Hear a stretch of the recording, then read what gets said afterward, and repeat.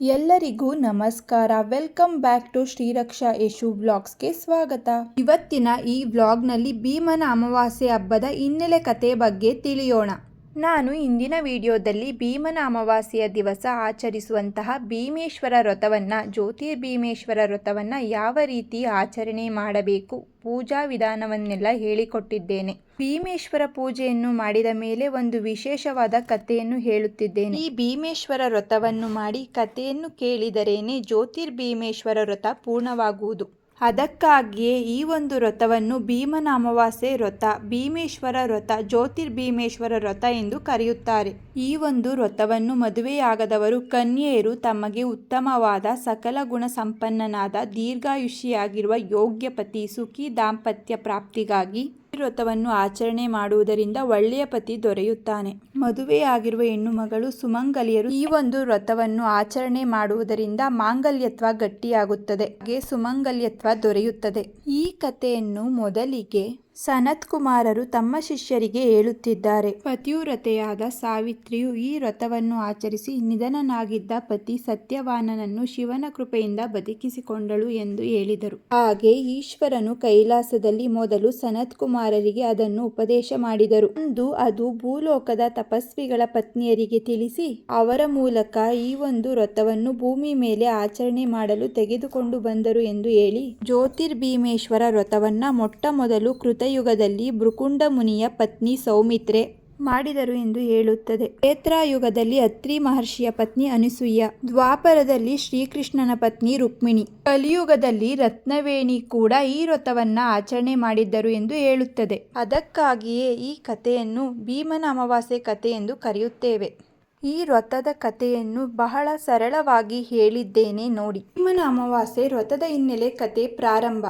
ಪೂರ್ವದಲ್ಲಿ ನೇಮಿಷಾರಣ್ಯದಲ್ಲಿದ್ದ ಶೌನಕಾದಿ ಋಷಿಗಳು ಸಕಲ ಶಾಸ್ತ್ರ ಪಾರಂಗತರಾದ ಸೂತ ಪುರಾಣಿಕರನ್ನು ಶ್ರೀಯರಿಗೆ ಯೋಗ್ಯವಾದ ಪತಿ ಪ್ರಾಪ್ತಿಗಾಗಿ, ದೀರ್ಘ ಸೌಮಂಗಲ್ಯತ್ವಕ್ಕಾಗಿ, ಸುಖಿ ದಾಂಪತ್ಯಕ್ಕಾಗಿ ಆಚರಿಸಬಹುದಾದಂತಹ ಉತ್ತಮ ವ್ರತವೊಂದನ್ನು ಹೇಳಬೇಕೆಂದು ಪ್ರಾರ್ಥಿಸಿದಾಗ ಸೂತ ಪುರಾಣಿಕರು ಅವರಿಗೆ ಆಷಾಢ ಅಮಾವಾಸ್ಯೆಯ ಭೀಮೇಶ್ವರ ವ್ರತವು ಬಹಳ ಪುಣ್ಯದಾಯಕ ಎಂದು ಆ ವ್ರತದ ಮಹಾತ್ಮೆಯನ್ನು ಹೇಳಿದರು. ಭೂಮಿಯ ಮೇಲೆ ಈ ವ್ರತವು ಹೇಗೆ ಪ್ರಸಾರವಾಯಿತು ಎಂದು ಕೇಳಿದರೆ, ಬಹಳ ಹಿಂದೆ ಸೌರಾಷ್ಟ್ರ ದೇಶದಲ್ಲಿ ವಜ್ರಬಾಹು ಎಂಬ ಮಹಾಪರಾಕ್ರಮಿಯಾದ ರಾಜನಿಗೆ ಜಯಶೇಖರ ಎಂಬ ಸುಂದರನು ಸರ್ವಗುಣ ಸಂಪನ್ನನಾದ ಮಗನಿದ್ದನು. ಆದರೆ ರಾಜಕುಮಾರನಾದ ಚಂದ್ರಶೇಖರನು ವಿವಾಹವಾಗದೆ ವಿಧಿವಶದಿಂದ ಅಕಾಲಿಕ ಮರಣಕ್ಕೀಡಾದನು. ವಜ್ರಬಾಹುವಿಗೆ ಪುತ್ರಶ್ಲೋಕ ಬಲವಾಗಿ ತನಗೂ ತನ್ನ ಪಿತೃಗಳಿಗೂ ತ್ರಿಲೋಕದ ಕೊಡುವವರೇ ಇಲ್ಲದಂತಾಯಿತಲ್ಲ ಎಂದು ದುಃಖಿಸುತ್ತಾ ಕೊನೆಗೊಂದು ನಿರ್ಧಾರಕ್ಕೆ ಬಂದು ಹೀಗೆ ಡಂಗೂರವನ್ನು ಸಾರಿಸುತ್ತಾನೆ.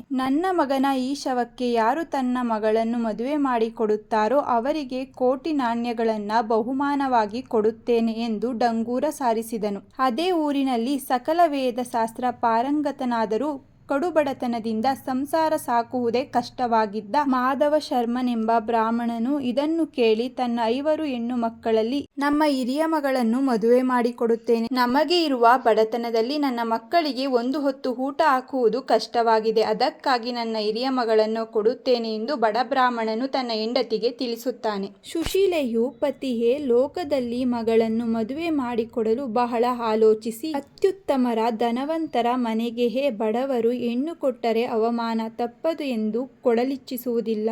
ಇನ್ನು ನಪುಂಸಕ, ನಿರುದ್ಯೋಗಿ, ಅಂಗಹೀನರಿಗೂ ಕನ್ಯೆಯನ್ನು ಕೊಡುವುದಿಲ್ಲ. ಹೀಗಿರುವಾಗ ನೀವು ಮೃತನಾಗಿರುವವನಿಗೆ ಮಗಳನ್ನು ಕೊಡುತ್ತೇನೆ ಎನ್ನುವಿರಲ್ಲ, ಅವಳು ವಿಧವೆಯಾಗಿಯೇ ಬಾಳಬೇಕೇ? ಇದು ಯುಕ್ತವಲ್ಲ ಎಂದಳು.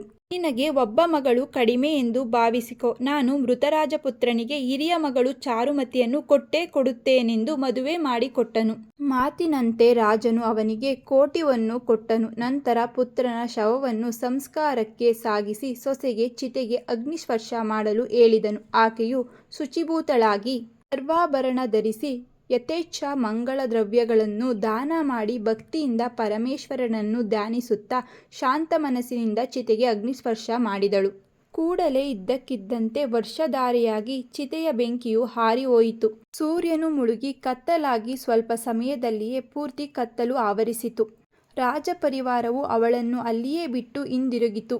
ಸ್ಮಶಾನದಲ್ಲಿ ಏಕಾಂಗಿಯಾಗಿದ್ದ ಚಾರುಮತಿಯು ಭಯಗ್ರಸ್ತಳಾಗಿ ನಡುಗುತ್ತಾ ಧೈರ್ಯ ತಂದುಕೊಂಡು ದುಃಖಾತಿಶಯದಿಂದ ಭಗವಂತ ಕಾಪಾಡು ಕಾಪಾಡು ಎಂದು ದೀನಳಾಗಿ ಪ್ರಾರ್ಥಿಸುತ್ತಾ, ನೀನು ಹಿಂದೆ ಮಾರ್ಕಂಡೇಯ, ಸತ್ಯವಾನ, ಚಾವನ, ಮನ್ಮಥ, ಶ್ವೇತವಾಹನ ಮೊದಲಾದ ಅಲ್ಪಾಯುಷಿಗಳಿಗೆ ದೀರ್ಘಾಯುಷ್ಯವನ್ನು ಕರುಣಿಸಿದವನು. ನಾನೇನು ಅಪರಾಧ ಮಾಡಿದ್ದೇನೆಂದು ನನಗೀ ಶಿಕ್ಷೆ ಕೃಪೆ ಮಾಡು ದೇವ ಎಂದು ಅಳುತ್ತಲೇ ಪ್ರಜ್ಞೆ ಕಳೆದುಕೊಂಡಳು. ಆಕೆಯ ಪರಿಸ್ಥಿತಿಯನ್ನು ನೋಡಿದ ಪರಶಿವನು ಪಾರ್ವತಿಯೊಂದಿಗೆ ಪ್ರತ್ಯಕ್ಷನಾಗಿ, ಎದ್ದೇಳು ಪುತ್ರಿ, ಬೇಕಾದ ವರವನ್ನು ಕೇಳು ಎಂದಾಗ ಎಚ್ಚರವಾಗಿ ಶಿವನ ಪಾದದ ಮೇಲೆ ತಲೆಯಿಟ್ಟು, ಸೌಮಾಂಗಲ್ಯ, ಸೌಭಾಗ್ಯ, ಸುಖ, ಸಂಪತ್ತು, ಸಮೃದ್ಧಿಯನ್ನು ಕೊಡುವ ವ್ರತವನ್ನು ನನಗೆ ಉಪದೇಶಿಸು ಎಂದು ಬೇಡಿದಳು.